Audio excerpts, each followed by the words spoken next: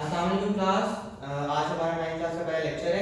हमने आज chapter number 1 को कवर करना है। इसको हमने दो पोर्शन में कवर करना है। तो आज हमारा पार्ट 1 है, जिसके अंदर हमने पहले 5 पैराग्राफ्स को कवर करना है।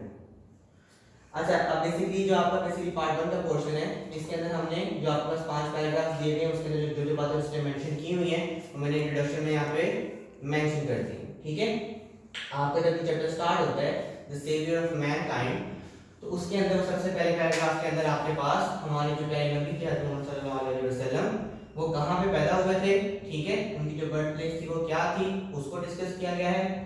इसके बाद जो हमारे पास नेक्स्ट पैराग्राफ आता है, उसके अंदर उस बात पर डिस्कस करता है कि जो अरब के लोग थे, उनकी जो मेमोरी थी वो कितनी शानदार थी, कितने वो एलिगेंट किस्म के लोग थे। हम सब लोग जानते हैं कि जो अरब के लोग थे वो शुरू से ही वेल रिच रहे हैं, ठीक है, और वो खुद को बड़ा डिसेंट समझते हैं एज कंपेयर टू जो आपकी अदर नेशन होती है। देन आपके पास जो आपका चैप्टर आगे मूव ऑन करता है, उसके बाद वो चला जाता है आपके पास 5th और 6th सेंचुरीज के अंदर जो अरब की नेशन थी और अरब का जो मुल्क था, उसके क्या हालात वाक़यात थे, क्या सिचुएशंस थी उनकी। ठीक है, इसके बाद वो आप सल्लल्लाहु अलैहि वसल्लम की थोड़ी सी पर्सनल लाइफ की तरफ आते हैं कि जब वो 28 इयर्स के हुए तो वो गारे हिरा में जाके अल्लाह ताला की इबादत करना पसंद करते थे, तन्हाई में रहना वो पसंद करते थे। ठीक है, और इसके बाद एंड पे जो हमारा लास्ट पैराग्राफ है पार्ट 1 का, उसके अंदर वो बताते हैं कि आप सल्लल्लाहु अलैहि वसल्लम के पास गारे हिरा में हज़रत जिब्रील अलैहिस्सलाम आए और उन्होंने आके आपको अल्लाह ताला का पैगाम दिया कुरान पाक की शक्ल में। ठीक है, और वो जो कुरान पाक की हम सब लोग जानते हैं कि जो पहली 5 आयत थी सूरह इकरा की, उनको डिस्कस किया गया था।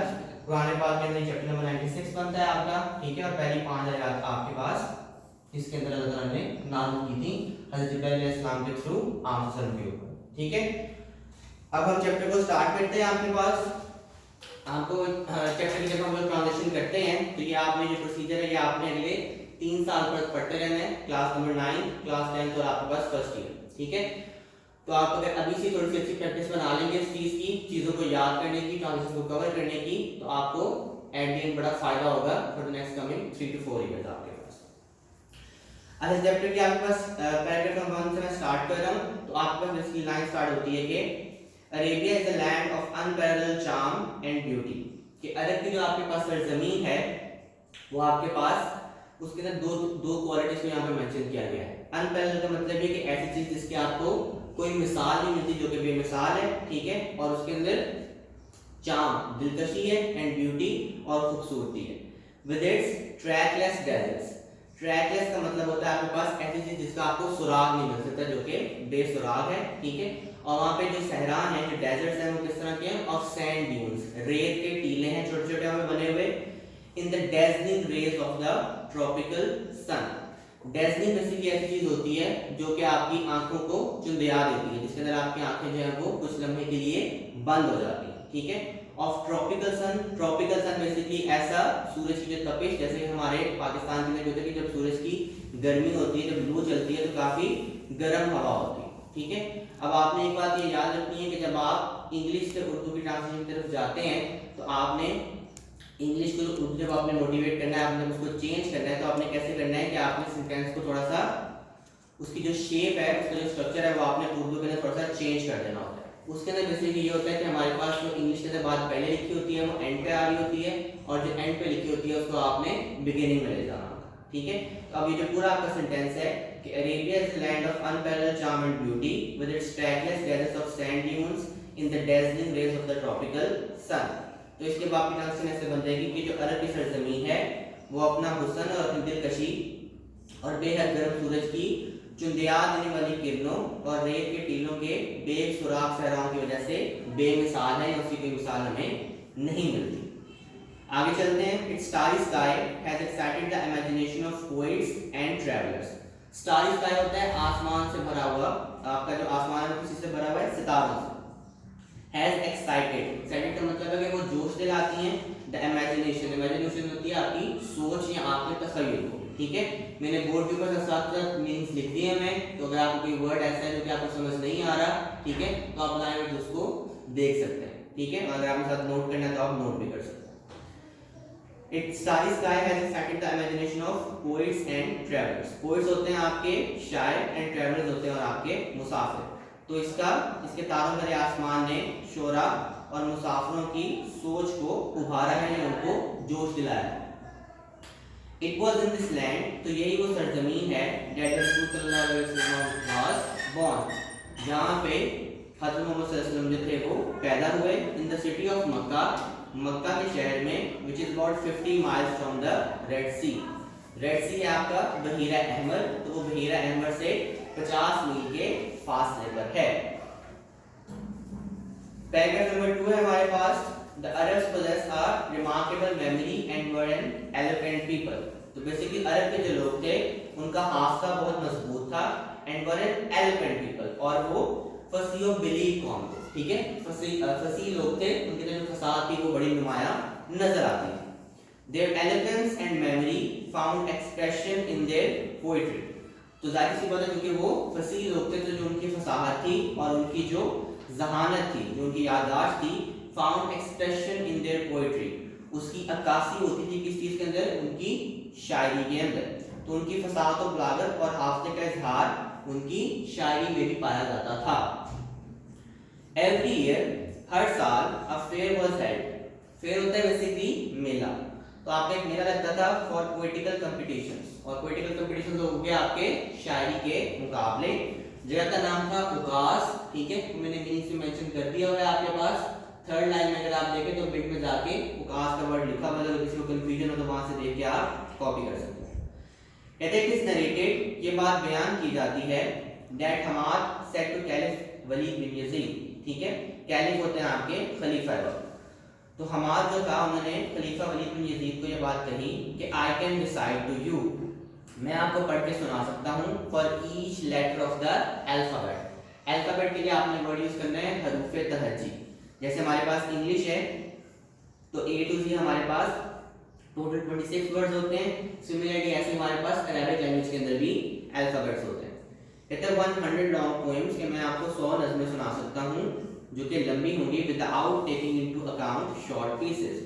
और कहते हैं कि मैं आपको ऐसी नज़में नहीं सुनाऊंगा जो कि छोटी होती। And all that composed exclusively by poets before the promulgation of Islam. Promulgation of Islam का मतलब है कि इस्लाम की आमद से पहले या इस्लाम के ऐलान से पहले। ठीक है, वो कहता है कि आप जो पूरी आपके पास लाइन बन जाती है, इसके ट्रांसलेशन आप ऐसे कर सकते हैं कि I can recite to you for each letter of the alphabet 100 long poems without taking into account short pieces and all that composed exclusively by poets before the promulgation of Islam। कि मैं आपको हरूफ तहज्जी के हर हर्फ के लिए छोटी नज़मों को शुमार किए बगैर 100 तवील या लंबी नज़में सुना सकता हूँ, और वो सब शोहरा इस्लाम के ऐलान से पहले या इस्लाम के आने से पहले लिखी गई थी। It is know small wonder, तो यहाँ पे हमारे पास जो हमारी चैप्टर के ऑथर है वो कहते हैं कि ये बात किसी हैरानी से कम नहीं है कि Allah almighty chose the Arabic language, कि उन्होंने अल्लाह ताला ने अरबी ज़ुबान का इंतखाब किया for his final dispensation and preservation of his word. His word का मतलब होगा अल्लाह ताला का अपना ज़ाती पैगाम, डिस्पेंसेशन है उसको फैलाना, एंड प्रिजर्वेशन है उसकी हिफाजत करना या उसको महफूज कर देना। हम सब लोग ये बात जानते हैं कि अल्लाह ताला ने कुरान पाक की हिफाजत का वादा खुद से किया हुआ है। इससे पहले हमारे पास 3 किताबें और भी थी जो कि मुख्तलिफ पैगंबरों पे नाज़िल हुई थी, जिनके अंदर तौरात आती है, ज़बूर आती है और इंजील आती है। ठीक है, इसके बाद आपके पास कुरान पाक आती है। तो लाइन का सीधी ट्रांसलेशन ये बन जाएगी कि ये बात कोई मामूली तर्जुम या हैरानी से कम नहीं है कि अल्लाह ताला ने अपने आखिरी पैगाम या हतमी पैगाम को फैलाने के लिए और उसकी हिफाजत के लिए अरबी ज़ुबान का इंतखाब किया। Moving on to the third paragraph हमारे पास in the 5th and 6th centuries, 5वीं और 6ठी सदी के अंदर हमारे पास मैनकाइंड जो इंसानियत थी stood on the verge of chaos. Verge होता है किनारा और केओस होती है तबाही। तो वो आपको बता रहे हैं कि 5वीं और 6ठी सदी के अंदर जो बेसिकली इंसानियत थी वो तबाही की तरफ जा रही थी या उसके किनारे पे खड़ी थी। इट सीम्ड, ऐसा लग रहा था दैट द सिविलाइजेशन के वो तहजीब व्हिच हैड टेकन 4000 इयर्स, जिसको 4000 साल लगे थे, टू ग्रो, पनपने में या बनने में, हैड स्टार्टेड क्रम्बलिंग, वो अब टूट फूट का शिकार हो रही थी। At this point in time, इस वक्त के अंदर अल्लाह अलमाइटी रेज़्ड अ प्रॉफिट, उन्होंने एक नबी को भेजा या नाज़िल किया, फ्रॉम अमंग देमसेल्व्स, उन लोगों के अंदर से ही, who was to lift the humanity, जिन्होंने रूह इंसानियत को उठाया, from their ignorance, गुमराही से, into the light of faith, ایمان کی روشنی کے اندر. تو آپ اس لائن کا ترجمہ کرنے کا کہ اس مرحلے پر اللہ تعالیٰ نے انہی میں سے ایک رسول کو مبعوث فرمایا جس نے ان کو انسانیت کو گمراہی سے نکال کر ایمان کی روشنی میں لے گئے. When حضرت محمد صلی اللہ علیہ وسلم was 38 years of age, اب آپ صلی اللہ علیہ وسلم جب 38 برس کے ہوئے, he spent most of his time, تو وہ اپنا زیادہ تر وقت گزارتے تھے کیسے, in solitude, تنہائی میں, and meditation. میڈیٹیشن کا بیسیکلی مطلب ہوتا ہے جب آپ بیٹھ کے دنیا کے بارے میں اور دنیا کو بنانے والے کے بارے میں, مطلب اللہ تعالیٰ کے بارے میں آپ سوچتے ہیں. In the cave of Hira, غار ہیرا کے اندر, he used to retire with food and water. تو وہ غار ہیرا کے اندر چلے جاتے تھے کھانا اور پانی لے کے, and spend days and weeks in remembrance of Allah Almighty. اور وہاں پہ وہ اللہ تعالیٰ کو کئی دنوں تک اور ہفتوں تک یاد کرتے تھے یا ان کی یاد میں دن گزارتے تھے. ہمارا پارٹ نمبر جو 1 ہے اس کا لاسٹ پیراگراف ہے, اس کے اندر بیسیکلی آپ کے پاس ہمارے آتھر ہیں وہ کہتے ہیں کہ the period of waiting had come to a close, کہ اب آپ صلی اللہ علیہ وسلم کا جو انتظار کا وقت تھا وہ ختم ہوا چاہتا تھا. His heart was overflowing, کہ آپ کا جو دل ہے وہ بہہ رہا تھا, with profound compassion from humanity.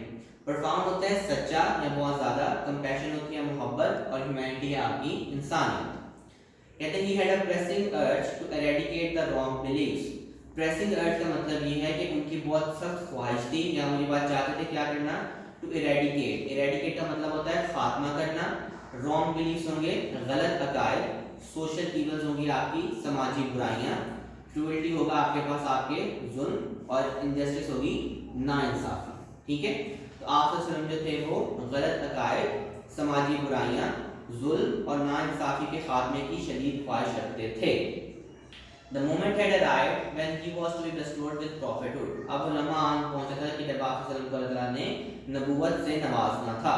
One day, ایک دن, when he was in the cave of Hira, جب وہ غار ہیرا میں موجود تھے, حضرت جبرائیل علیہ السلام came and conveyed to him the following message of Allah Almighty. تو انہوں نے آ کے آپ کو اللہ تعالیٰ کا پیغام پہنچایا. اب یہ جو پیغام ہے یہ سورہ اقرا کی پہلی 5 آیات ہیں. ٹھیک ہے, ابھی آپ کے پاس آگے مینشن کی ہوئی ہے, میں اس کی ٹرانسلیشن کو کر رہا ہوں, اس کا ترجمہ بھی آپ کو کر دوں گا. یہ کافی امپورٹنٹ شارٹ کوسچن بھی ہے, بورڈ میں بہت دفعہ آ چکا ہے.